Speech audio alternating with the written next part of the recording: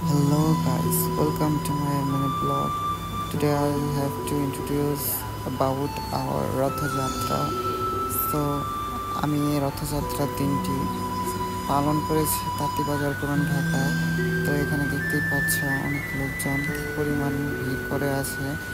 আমরা অপেক্ষা করছিলাম কখন রথ টানা হবে। বেসিক্যালি রথযাত্রা জগন্নাথ বলরাম সুভদ্রাকে নিয়ে পালন করা হয়, কারণ ওই দিন বলরাম সুভদ্রা জগন্নাথ তাদের মাসির বাড়ি বেড়াতে যায়, যা আমাদের হিন্দুদের মানা হয়।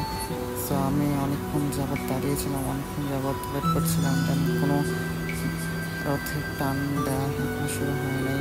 দেন আমি এখানেই দাঁড়িয়েছিলাম, দেন আমি অনেকটা আগিয়ে চলে আসলাম। আমাদের আবার জল পরিবেশন করার কথা ছিল, তো এই জন্য আমরা চলে আসলাম এখানে। অনেকক্ষণ যাবত এদিকে দাঁড়িয়ে আছি, কিন্তু জল পরিবেশনের জন্য এখন চলে আসলাম রথযাত্রার মাঝখানে। তো এখানে পরিবেশন করছিলাম, বাট আমি ওই ক্লিপটা নিতে পারি নাই, কারণ আমি তখন পরিবেশন করছিলাম।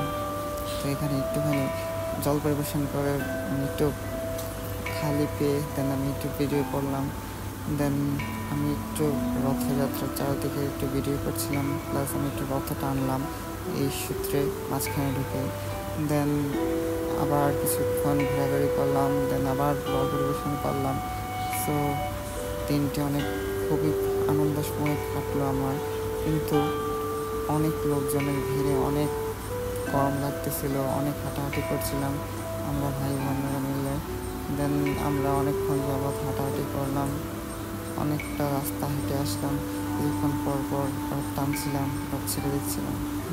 দেন তো তখন অনেক মজাই হচ্ছিল, অনেকক্ষণ যাবৎ হাঁটছিলাম রথ টানার দড়িও টানলাম কিছুক্ষণ, কিছুক্ষণ